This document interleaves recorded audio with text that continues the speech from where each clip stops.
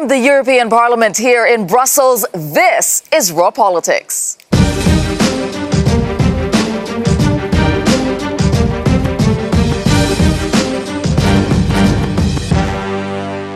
Thank you for joining us tonight, and this is what we have for you on the menu. Selmayr smackdown. Does Brussels have a democracy dilemma? Sweden taking a sharp right in the country on the verge of a huge political shakeup. Introducing Bosnia's answer to dirty elections, and must-watch TV Vladimir Putin as a reality television star. Brexit as a book. We asked Scottish book lovers to write the ending to this political thriller. Plus, my interview with Yanis Varoufakis, yes, the bad boy of Greek politics, he's back. Well, thank you for joining us on Raw Politics. It's time to meet the panel. Tonight, I'm joined by Darren McCaffrey, our political editor here at Your News. Darren, which of the stories do you like best? Well, I think, Tessa, it has to be Sweden. We're going to see what probably a familiar tale this weekend about the rise of the right in Scandinavia. But what I think we need to focus on is a slightly more complicated story, also about the fall and the failure of the centre. All right, we're also joined tonight by Sophie in 't Veld, Liberal MEP from the Netherlands. Which of these stories do you like best? Well, initially I thought the story about Putin, because I'm quite intrigued by Putin and reality in the same sentence.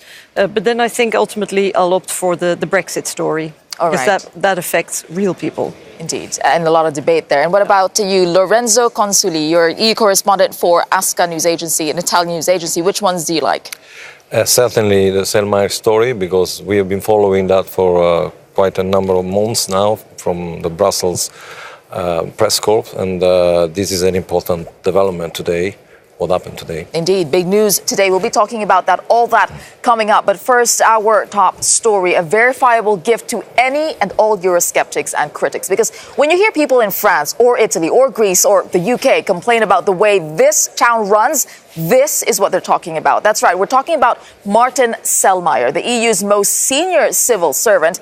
But even if you don't know the name, you may recognize what he's come to represent. Selmayr used to be Jean-Claude Juncker's top aide until March, when he was promoted to Secretary General of the European Commission, seemingly without any competition and little to no formal process. Well, today, the EU Ombudsman released the results of a 5-month investigation, saying the Commission stretched and possibly even overstretched limits of the law by fast-tracking Selmayr's promotion. Well, that he was not qualified to fill the position without first having served as Deputy Secretary General.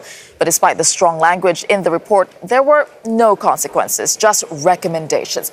And if you want to get a sense of what Europeans think of Selmayr, look no further than the editorial cartoons. Over recent months, they were poking fun, not just at Selmayr and Commission, but calling into question democracy itself, transparency and trust in the EU institutions. We're looking at those cartoons there. This one comparing democracy in the EU to democracy in China over there. And I think it says, ni vu, ni connu, out of sight, out of mind. And this one, I can't really see that. But again, making fun, poking fun at the situation there. What do you think? I'll start with you, Darren. This story, big news today here in Brussels. Yeah, it is big news because it matters to people inside this parliament and indeed inside the bubble, but it also speaks, I think, of a wider story, a wider narrative about the European Union, how it functions and how potentially people feel disconnected from it. Because, you know, who has heard of this man? Most people in Europe have not heard of this man. But it is how his appointment's been dealt with, and indeed, actually, I think the reaction to the criticism that speaks quite loudly. We have to remember that Martin Selmayr has been a very dominant force in this commission, as you say, being Jean-Claude Juncker's chief of staff. But he's kind of almost now detached himself with this job that he currently has.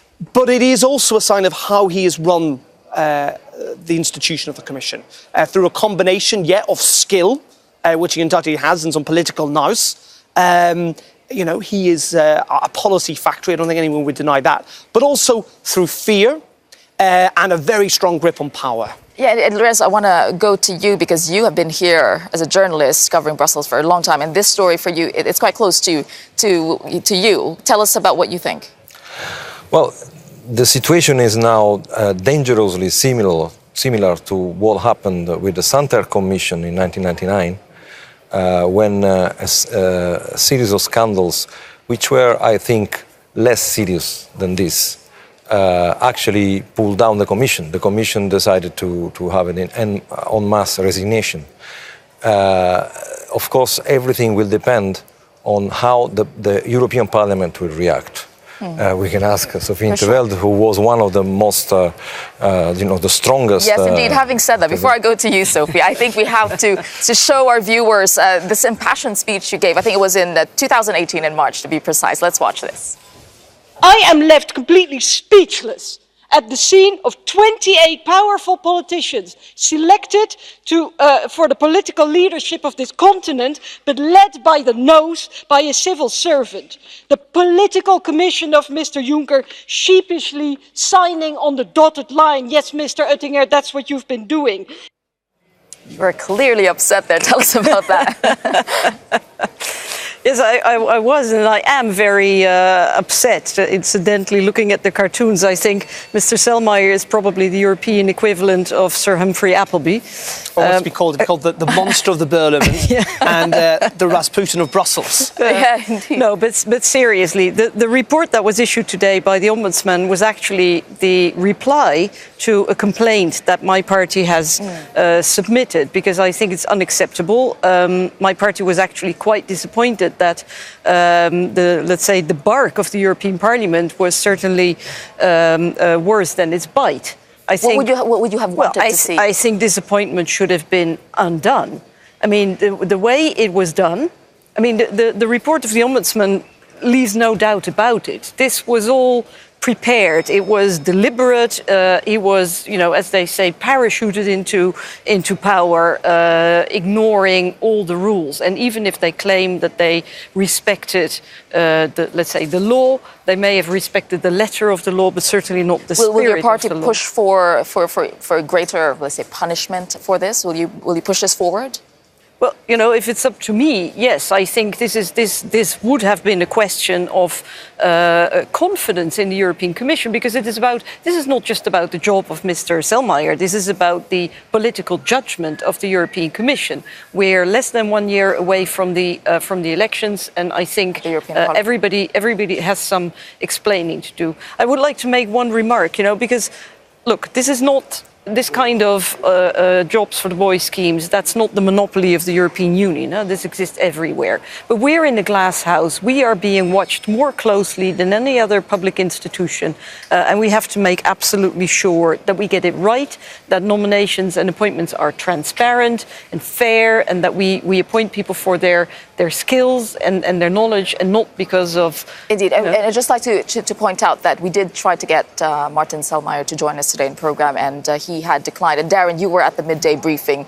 Today, you managed to get a question in. Let's listen to that before we go to you. Given the fact that the Ombudsman this morning has said that the EU Commission stretched and possibly overstretched the limits of the law, shouldn't Martin Selmayr do the right thing and step down and reapply for that job? We have received the report. While we do not share all aspects of the underlying report, we welcome that the Ombudsman, based on the extensive material that she received from us, neither contests the legality of the appointment procedure of the Secretary General, nor the choice of the candidate, who is described as a competent EU official, highly committed to the European Union. I'm sorry to interrupt you. In the Commission press room, you have to ask for the floor, and then I will give it to you. Do you have a follow-up? Yeah, just given that this commission it really focuses on transparency, right? What is going to change? This is pretty damning. This report this morning. Is anything actually going to change?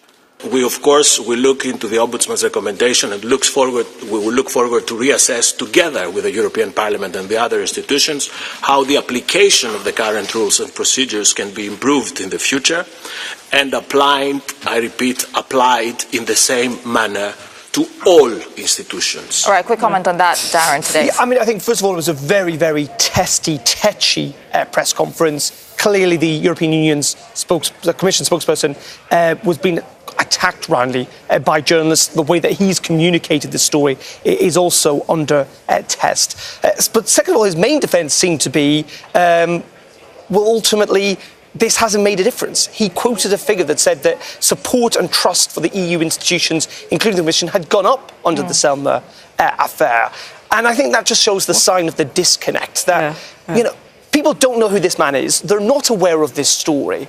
But this does talk about transparency. This is a commission that repeatedly says it wants to be transparent. And in this case, as great as Martin Selmayr might be, as the most appropriate man he may well be, and there are lots of people who say he is. He's a very good operator in many regards. The whole point is the process has not been clear. And let's just bring in the response of the European Commission, Günther Oettinger, the Commissioner for Budget and Human Resources. He said, at first glance, we do not see any reason why the appointment of the Secretary General should be carried out independently from the appointment of any other Director General. Let's just get you to react to that quickly.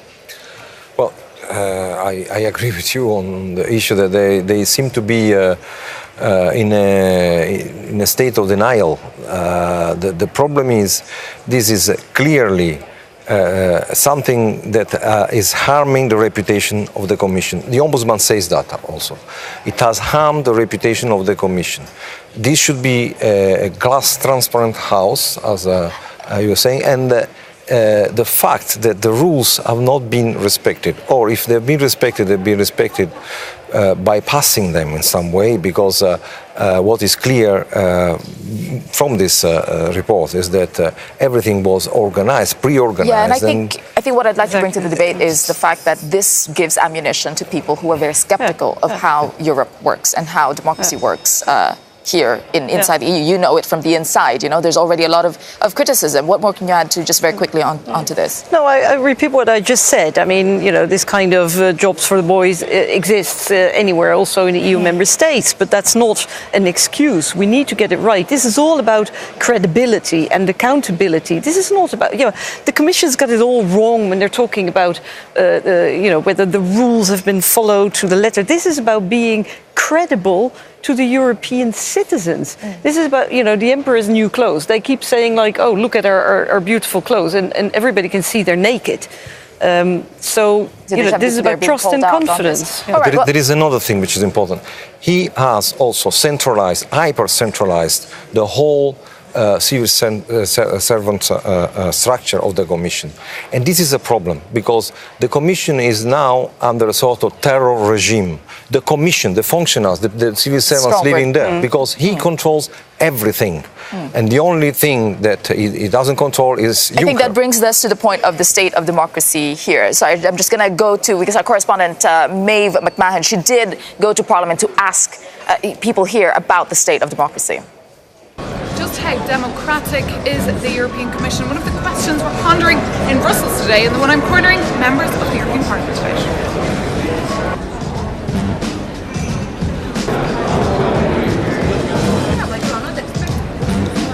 I don't see any problem with that. I mean, we have the European Parliament, which is elected through universal elections. We have the Council, which is composed of the representatives of member states that are elected in their respective member states in a democratic way. And we have the European Commission, which is simply a collection of bureaucrats. I think it's pretty transparent, but I think the European Commission could really improve its transparency. And I think the recent nomination of Martin Selmayr really proved it, that the Commission should be aware that we have to deal with citizens and that we need to explain to our voters also the procedures. I know there were a lot of concerns about the way he was appointed and the speed at which it was done.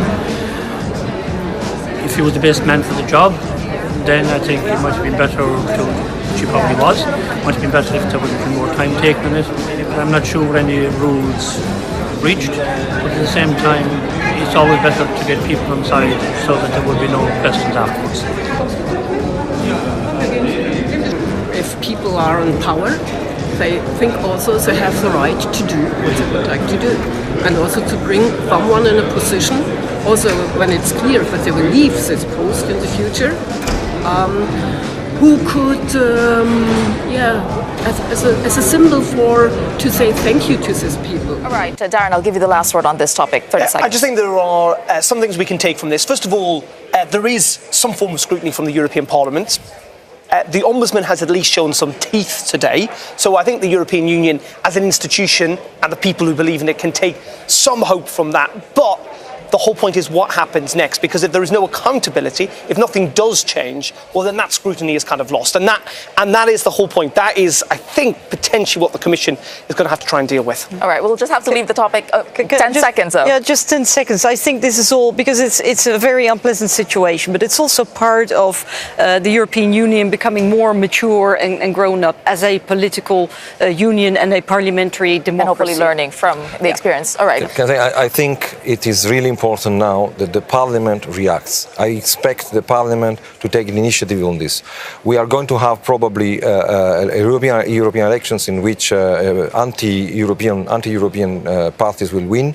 We need to see that the Parliament is defending the rule of law, the democracy, and the rules of the EU and the EU institutions. Clearly a lot to say on this topic, and I'm sure a lot more people are going to be commenting on today's news on Martin Selmayr. And coming up on Raw Politics, we have a lot more. We will take you now to Sweden, because if you believe recent polls, the leftist utopia is about to swing right. Plus, he rode into Greek politics on a motorcycle. Now, Yanis Varoufakis is trying to run down the right-wing populists of Europe. My conversation with him is coming up.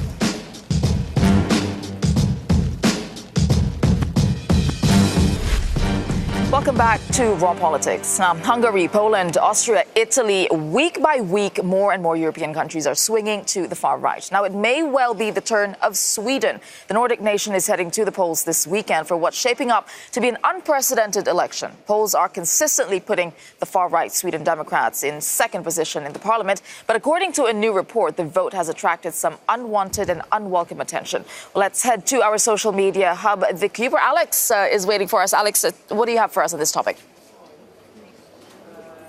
Beware the bots, Tessa and team. I think that's the takeaway from this research. Let's get straight into it and show you exactly what it has said. It's research from a Swedish government agency. And let's just show you. They showed activity by bots, which are automated accounts posing as genuine users. So the idea here is to fool you and I. Those bots, their activity increased almost double between July and August, ramping up as Sweden prepares to go to the polls. That election, of course, is this weekend. Now, almost 600,000 tweets were analysed in this research, and they found that bots were 40% more likely to support the right-wing Sweden Democrats than ordinary, genuine users. Now, that is a really significant point there. These bots expressing a right-wing leaning in favour of that party. In fact, this research can be broken down once again to show you exactly who these bots are favouring. Among the bots themselves, 47% favouring and talking about the right-wing Sweden Democrats, a surge of activity in the run-up to the election from these bots in favour of that party. Now, this research came from the Swedish government agency, the Defence Research Agency, and that they're saying here that they've been aware of, concerns about interference, but it is key. This research does not attribute blame to any country. It doesn't say who's behind the bot. It does say the activity has, as you can see there, really ramped up, but it's not clear who is behind it. Now, thousands of civil servants have been trained by the Swedish authorities to work in spotting the signs of interference. There's also been leaflets and documents sent to ordinary people as well, as including school children and younger people about information to spot this kind of interference in the election. But the key takeaway here, Tessa, is that the bots are back, the bots are active, and it's not to be fooled by a lot of the posts you might be seeing on social media. All right, thank you for that, Alex and the Cube team. Now, when people think about Sweden, many think about a liberal utopia and a moral superpower. So they might be surprised to learn that the Sweden Democrats, a far-right party, could deliver the political shakeup of a century. Well, we decided to head to Sweden to find out what was driving a surge in support for the far-right. Here's Euronews correspondent Stefan de Vries. Sweden, a happy social paradise on the edge of Europe. It is larger in size than Austria and Germany combined, but with just over 10 million people, it is a prosperous country, as solid and as reliable as the cars they build. But lately, Sweden's image has taken a hit. You look at what's happening last night in Sweden. Sweden! Who would believe this? Sweden! In certain suburban neighborhoods, there are riots and drug trafficking. Once welcoming to foreigners, some political parties now use crime as an argument to stop all immigration. While neo-Nazis are marching freely in the streets of Stockholm, a lot of Swedes are worried about the rise of the extreme right in their country. I'm here because I'm an anti-fascist and anti-all this, and because I lost almost all my family. The last time it happened, I'm sorry. We have difficulties keeping the country together. We got bigger gaps between the poor and the rich ones, and then in those times these parties grow bigger because people have something to be angry about. Like every time the history repeats itself. People are afraid of change, and we have change. People are a little bit confused and afraid, which you have seen in a lot of European countries, and now you see it in Sweden as well. If they want to work or study and learn Swedish, it's okay. But if you're a criminal, I say big no. The star of the far right is Jimmy Åkesson, a former web designer from the south of the country. His Sweden Democrats could come in second this Sunday, but that doesn't mean Åkesson will take over the country. Do you see yourself as the new Prime Minister in a couple of weeks of Sweden? Not likely. I think it's possible, but not in a few weeks. The Sweden Democrats are against immigration and see their country going down the drain. Vi har riktigt allvarliga problem i Sverige. Sverige slits isär. Vi slits isär genom att det skapas parallella samhällen kring våra städer, segregation, splittring. Vi slits isär genom att otryggheten ökar, organiserad brottslighet, gängbrottslighet, våldtäkter, skjutningar. One of the hot topics in this election campaign is the supposed link between violence and immigration, and then especially in the suburbs of the largest cities. Most of these neighborhoods are actually quite close to the center, like here in Stockholm, and only a short metro ride away. So let's go there and have a look what it is like there.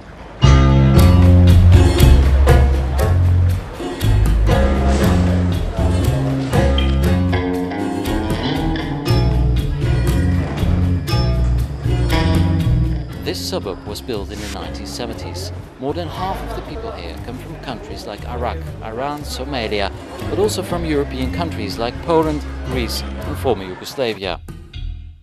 Today there's a neighborhood party and a lot of politicians are campaigning. We run into the Social Democratic president of this district of 60,000 inhabitants. He came here in the 1990s as a refugee from Bosnia. Elvir is up for re-election and the potential success of the far right worries him. Med extremisterna, de går upp här i Sverige. With extremism on the rise in Sweden, it's very important that we get as many people as possible to vote and push back this extremism. We will not work with them. They will run their campaign, we will run ours. It's important for us to win this election so that we can run this country. It's very important. Det är möjligt så vi kan styra det här landet åt rätt riktning. So what's happening in Sweden? We decided to ask a political scientist from Gothenburg University. Maybe it's a sort of a slow developing explosion in a way. The key point is of course immigration. So you can also see that those who opt for them because of their immigration standpoints also to some extent are sort of more socially conservative. So they sort of mobilize a group of society which is not a majority, but it's not a small minority either. The welfare state the Swedes are so proud of is no longer an example to other countries. Sweden is changing and following the trend of other European countries in a shift to the right. But to what extent will be clear next Sunday. Well, joining me to discuss the situation in Sweden is our political editor, Darren McCaffrey, and the author of the report, Stefan de Vries. Stefan, I'll go to you first. You were there. Tell us about the mood on the ground and put it in context for us. Well, people are very worried about the rise of the far right, of course, but at the same time, Sweden is one of the most successful countries in Europe. It has very low unemployment, people are relatively rich, so they're basically confused by the fact that they're now actually becoming a real European country. So, of course, we spoke to a lot of people. We will show another report tomorrow, and tomorrow we'll talk about something very specifically Swedish. It's called the resignation syndrome. It's actually children of asylum seekers who get in some kind of coma because their application has been rejected, and this is only limited to Sweden. So it's a very touching report, and it's very specific. It's very specific, and it shows one of the sides of European political asylum politics. Sorry. Yeah, Darren, quickly, I want to give you. So, what do you think about what's happening? Yeah, in Sweden? I think when we look at Sweden, and we'll see this Sunday, as I say, it's a tale that we have seen before. As you say, in many regards, it's Sweden becoming much like the rest of Europe. And yet we do talk about the rise of the right, and that is really important. But we also should be clear that the right isn't necessarily uniformed across Europe. But what is also interesting, and something that people should focus on, and we will do over the next few days, is it is also the fall and the failure of the centre.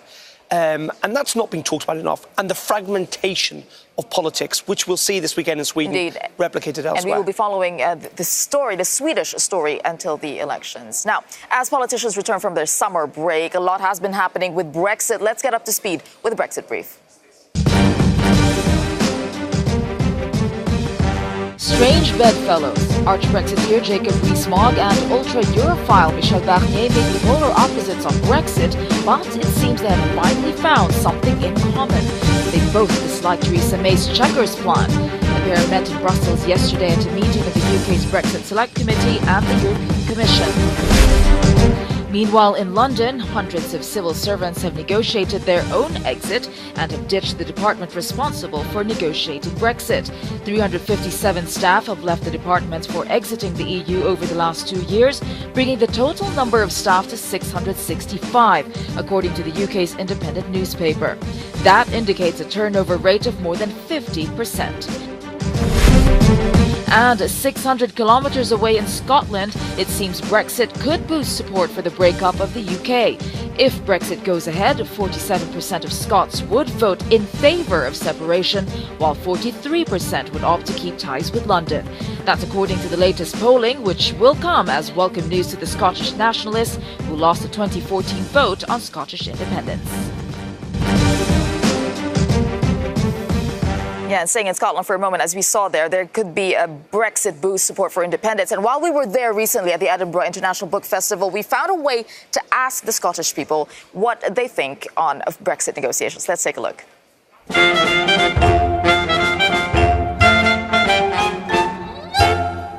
A modern tragedy.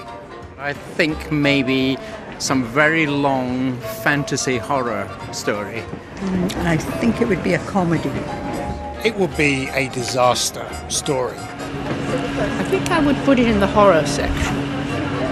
I think it would be a thriller.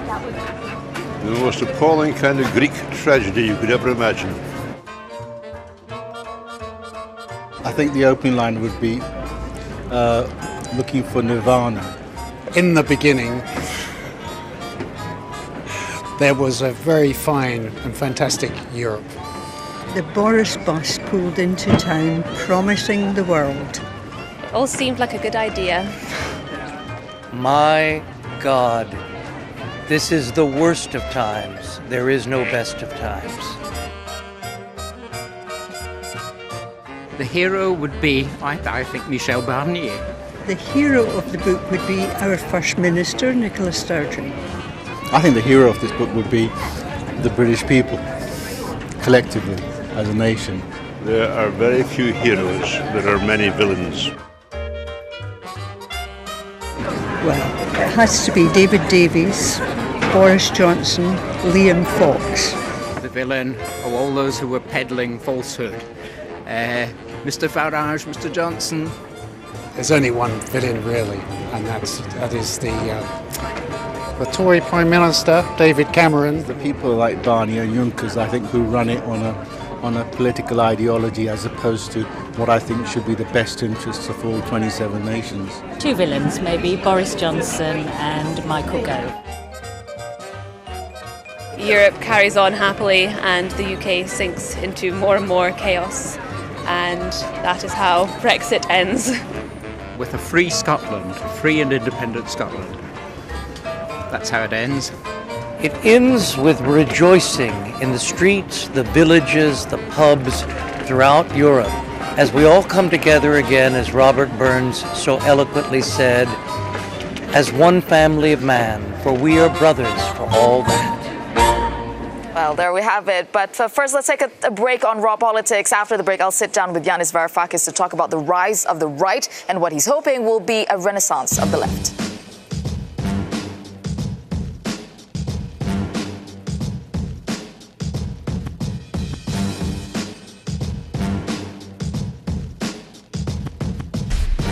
Welcome back to Raw Politics. Now we turn to anti-establishment sentiment in the far left corner of Greek politics. Yanis Varoufakis, academic turned politician, became the poster boy for resistance against the EU's push for austerity in times of crisis. Now his time in power was brief, but we haven't seen the last of him yet. I caught up with him recently to find out what's going on with democracy, his thoughts on Steve Bannon, and much more.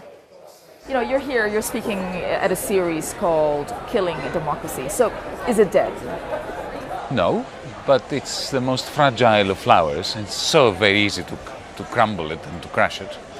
And unfortunately, after the 2008 crisis, which is still with us, we are having the political disintegration on both sides of the Atlantic of liberal democracy and democratic values and processes. People voted for you for a certain reason, and I think people voted for your party at that time because they were fed up with everything else. And now we're looking at people voting to the right, to the other side, to the far right. That's not what we're saying.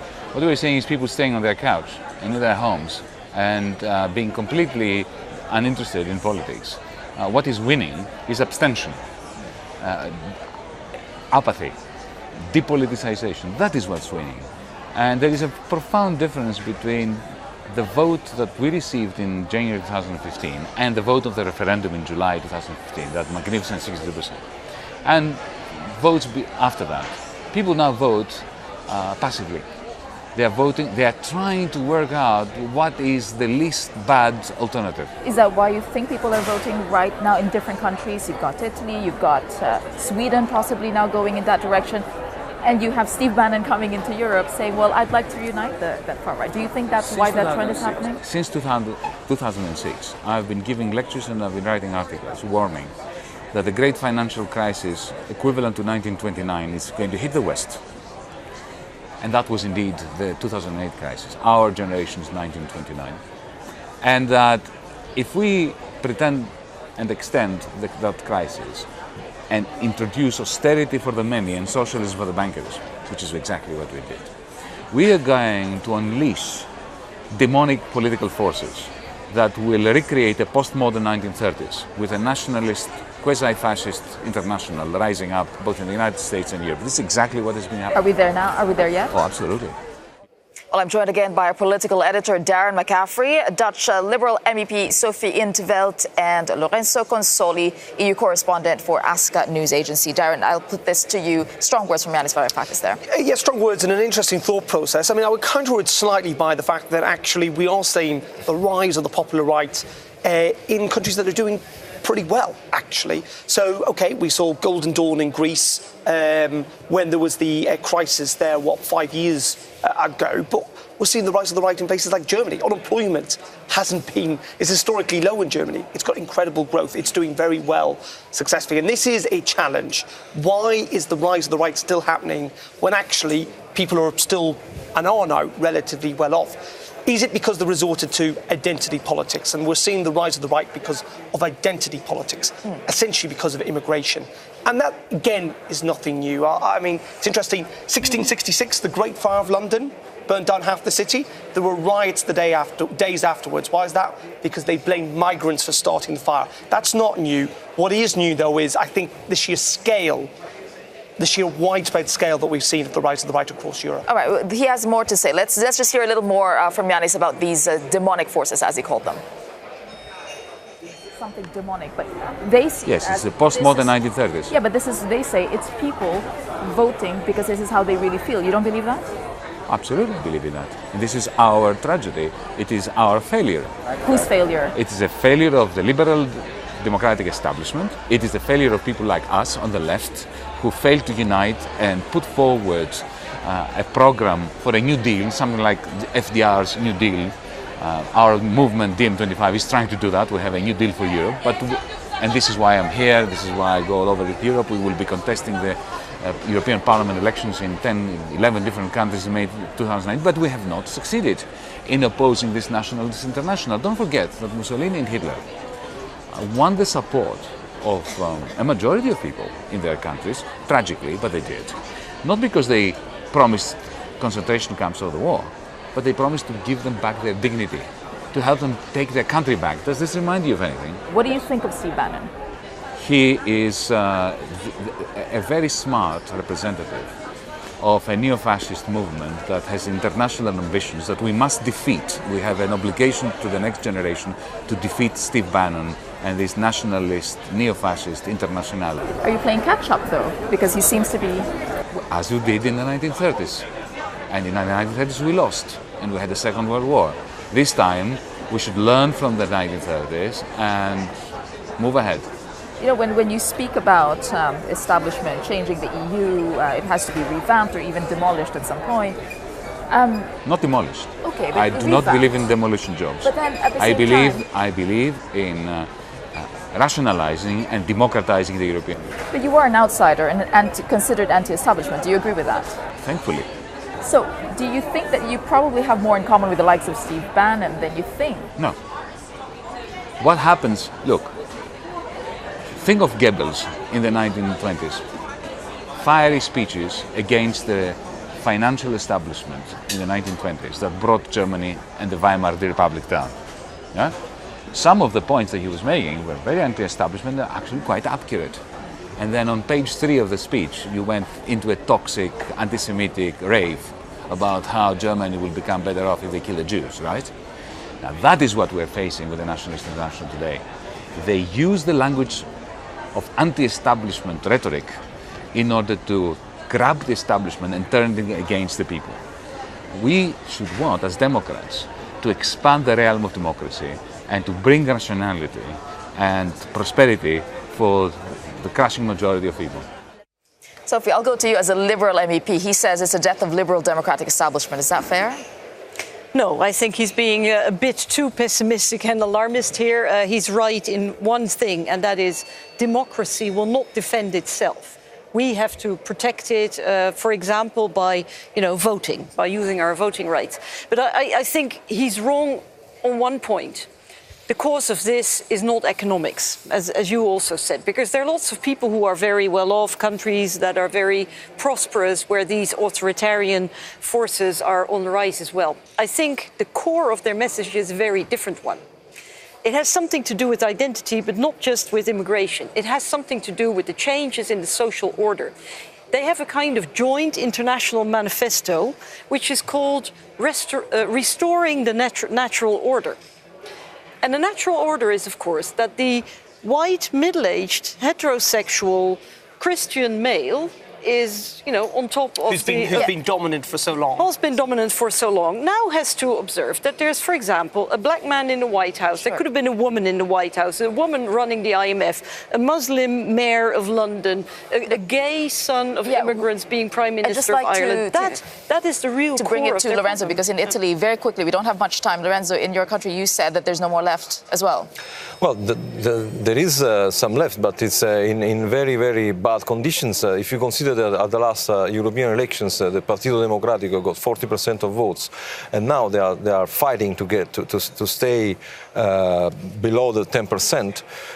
What happened to all these voters? Where did they go? And most of them went to Cinque Stelle, but Cinque Stelle is not a leftist movement. Sure. There are some elements of the left, but it's not a leftist movement. So what happened? I don't agree with one thing that Mrs. Intervelt said, 10 seconds. Which is that the economy has nothing to do with this. Actually, I didn't say nothing. Actually, the economy. I mean, the austerity, and that's where Varoufakis is absolutely right, has taken away the legitimacy to the EU institutions. The EU institutions are now in the lowest possible level of consensus by people because of the austerity in most of the countries, not in Germany. I'm really sad to have to leave that discussion here, but we're running out of time, and it's now time for tonight's Raw Moment.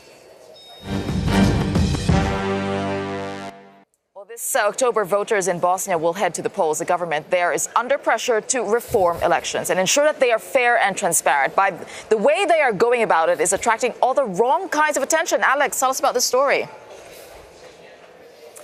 Tessa, how's this for election transparency in perhaps the most literal form? Here are the ballot boxes unveiled. They are now transparent boxes. These boxes backed by the US, the UK and Norway as well, getting involved here, aiming to have transparency quite literally at the ballots when it comes to the vote in Bosnia next month. Now, why is this happening? And why is it on the US Embassy's website? Quite literally, a big press conference was held and all the world's cameras were invited. So this is happening because there are concerns that the ballots in the country's election will be interfered with. People are worried about transparency. The old boxes are steel, you can't see in them. The idea is these new boxes will get over that fear. Why the foreign involvement? Well, there's been concerns among Western countries that Russia is trying to influence the election and get involved in the polls if they can. So this, again, a statement from Western countries. They stand behind the election process. Not everyone's taking it deadly seriously, though. This user here saying he's going to donate his Tupperwares should they need them to help the vote. This one here saying, a Bosnian user based outside the country, saying, well, look, I put useless things in my see-through boxes. Maybe that's how the Bosnian government views my vote. And maybe just to end on actually a serious point, somebody here saying it's ridiculous that in order to get a transparent election in this country, people are focusing on boxes. What they should be focusing on is the whole process itself. So it is getting people talking, Tessa. Thank you for that, Alex and the Cube team. And thank you for joining us on Raw Politics tonight. Don't forget to join us again tomorrow, same time, same place. Bye for now. Relevant.